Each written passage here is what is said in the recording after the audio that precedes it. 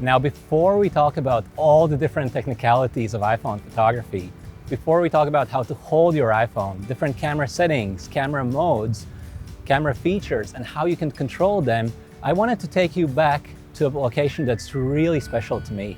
And that is this beautiful beach right here. This beach is where I first fell in love with iPhone photography. Now, it's a beautiful beach in and of itself, but if you come here at the right time of the day for sunset, this place can become truly magical. That's because on this beach, there are so many things we can work with as photographers. We have obviously the beautiful sunset light, but we also have waves in the beach, which can be used as a part of your photos. We have these little islands that are really beautiful as a part of a composition, but on top of all the natural features that we have here, we also have a steady stream of people. And all these elements combined create some truly unique iPhone photography opportunities. I wanted to take you back to a place where I truly enjoy taking photos with the iPhone, because at the end of the day, all the camera techniques, all the camera controls, all the different settings, none of that is going to matter unless you truly fall in love with iPhone photography. If you don't have that passion, if you don't have that desire to go out there, to take photos, to run around, to look for the best angle, if you don't have that, none of the things we're going to cover in this course are even going to make a difference, because you simply will not be taking photos. So before we get into all the technical stuff, I just want you to sit back, relax, and see what iPhone photography is like when you already know all of this and when you use all that knowledge to take beautiful photos on this incredible beach. So in many ways, this is a preview for what's to come when you complete this course. And with that said, let's get out my iPhone and let's start shooting as that light is about to get better and better.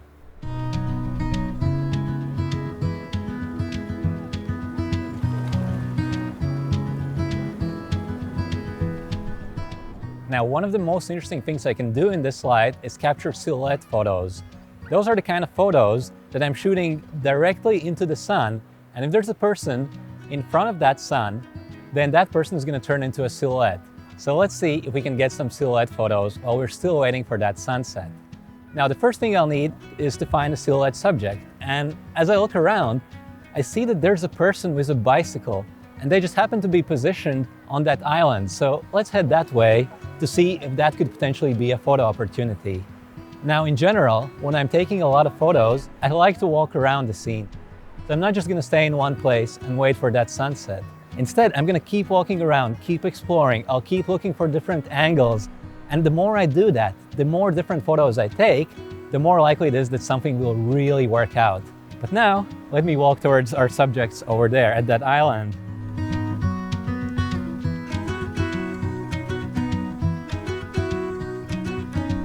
Now I'm going to switch to my 2x lens.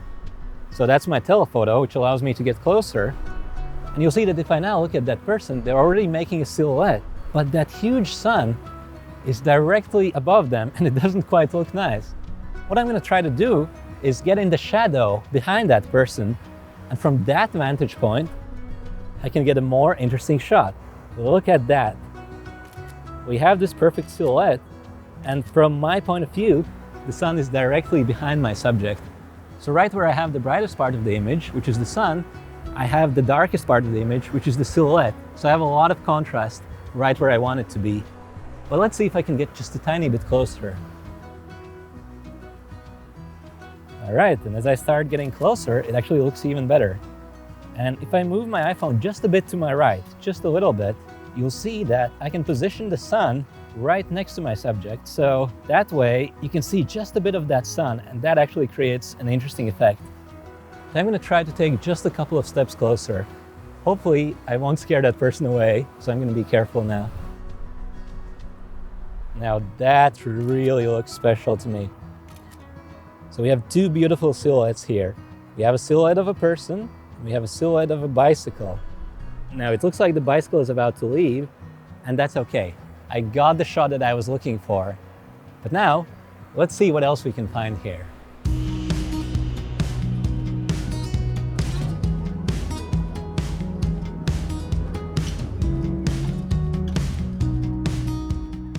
Now over here, we have those islands in the sand, and in front of them, we have these puddles. And what's interesting about these puddles is that they're perfectly still. In the sea, we have some waves, but the puddles are really, really calm, and that gives me an opportunity to shoot reflection photos.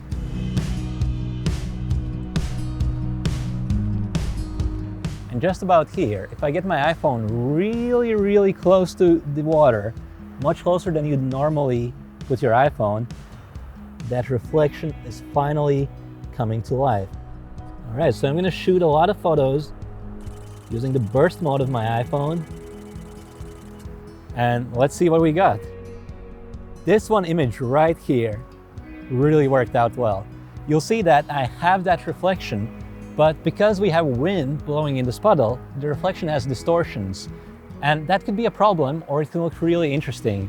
Here, I'm actually quite happy with the distortions. So I don't get a perfect reflection shot. It's not a perfect mirror-like symmetry, but still, it's good enough.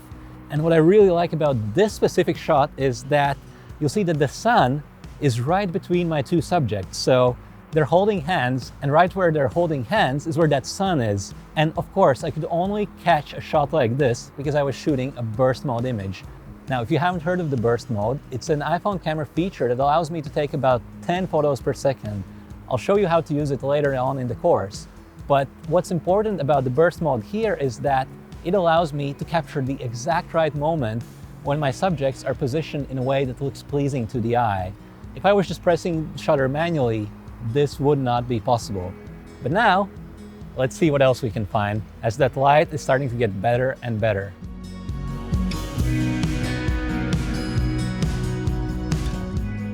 All right, so here, you'll see that the reflection has some distortions. That's because of those waves. And those distortions are changing all the time. So if I look through my burst mode photos, what's gonna happen is that each photo will have a different distortion of that reflection. Some of them are gonna look better, others not so much. But again, I have that variety. Because I'm shooting with burst mode, I get more shots. And later on, I can review several images to see which one I like best. Let's keep exploring.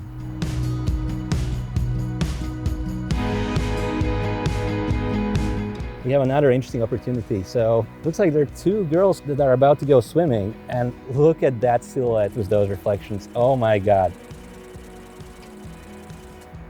Now, ideally, when they were right in front of that sun, they wouldn't be overlapping. So that moment didn't work out. But earlier, when they were still a bit more to the left, I got some pretty interesting shots. So that worked out well. Let's see what else we can get.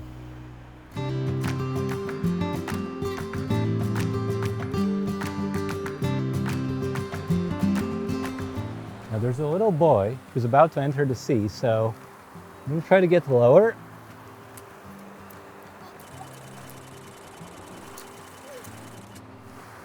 And that's really turning out interesting. Now, a lot of things just happened here. So that little boy just walked from my right, in front of me, in front of that setting sun, to the left, and then all the way back. So in that time, all I had to do was just sit here and capture a lot of shots using burst mode. And within those 10 or 15 seconds, I got multiple shots that I'm really happy with. Actually, just now they're back, so I gotta shoot again. I think I really got something special. Let's take a look. And look at that. That looks absolutely incredible. And he's coming back again. I couldn't have asked for a better photography subject. And when I'm shooting silhouettes or reflections on the beach, children often really make the photos shine. That's because when adults are walking on the beach, they're just walking. But children are playing, they're running around, they're jumping. And as a result, their silhouettes tend to be a lot more interesting.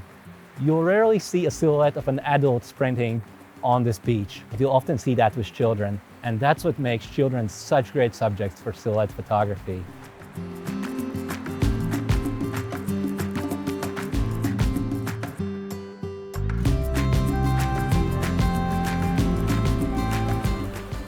Switch to my 2x. Now the boy is just a little too far. So it's the same boy we captured earlier. And he was such a great subject that as long as he's playing here, I want to take some more photos. All right, they're approaching. So I'll be shooting burst. Oh, and look at those splashes of water. I really hope he could do that again. Yep, keep doing that. That looks stunning. Again, the kind of bursts you can capture of children are truly special. No adult would ever spend time doing this, but this just looks absolutely stunning in my photos. I'm really happy we got these shots. I knew that boy wouldn't disappoint us this time as well. But now that sunset really is getting closer and closer. So let's see if there's anything else we can capture tonight.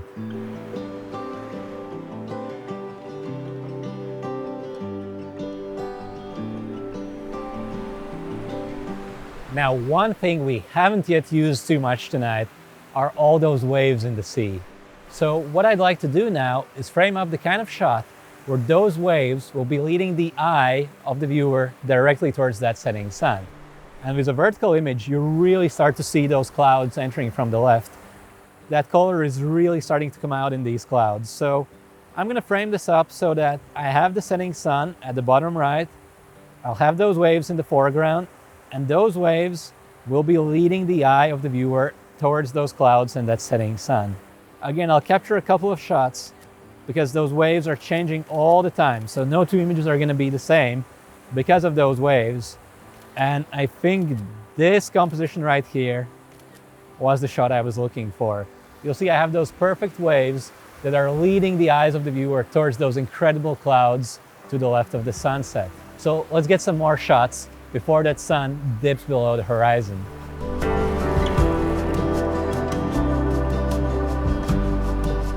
So there's a person observing the beautiful sunset, and they happen to be standing on that island. So I'm going to try to frame it up like this so that I can see where they're standing. I can see there's water in front of them as well. And let's shoot a burst now. Look at that. That looks just incredible. We had the setting sun with those last rays. It's right above the horizon, and we had that incredible silhouette walking to the left towards that interest in those clouds. So a lot of good things came together in this specific photo. And that's what often happens in your best photos. There won't just be one thing that's really working out. There will be many things that will all come together to create an image that's truly special. That's what iPhone photography is all about. But let's keep exploring. We still have a few minutes left. I don't want to waste any time at all.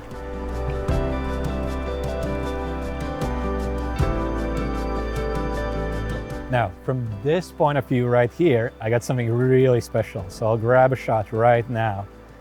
Now you'll see that in the foreground, we have this island of sand that kind of makes this zigzag shape into the distance.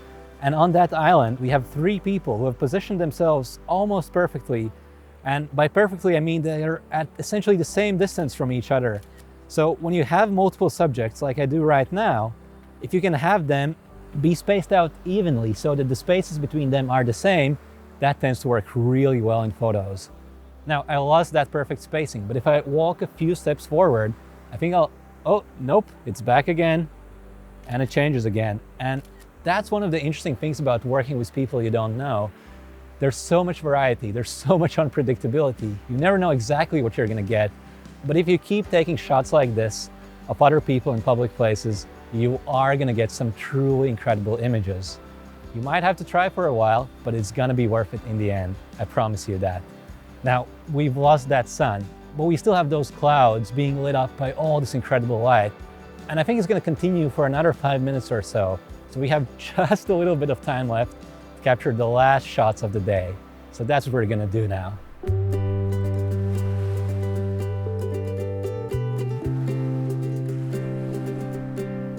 All right, here's one more thing we can try. I have just a bit of wet sand right around here, and I'd like to do a reflection. Now, if I want to get the best reflection possible, the lenses of my iPhone are in the corner, and I got to make sure that that corner where the lenses are is going to be as close to that wet sand as possible. So I'm going to actually hold my iPhone right on top of my fingers, and I'm holding it upside down because that way I can get as close to that sand as possible. Now that reflection is still getting distorted because of that wind, but I'll grab a shot anyway. And I'm quite happy with how this turned out. All right, I want to get one more shot. I know that light is running out. It's not going to get any better now. It's only going to get worse. But perhaps we can take another shot that would serve as a memory about this incredible night that we have here on this beautiful beach.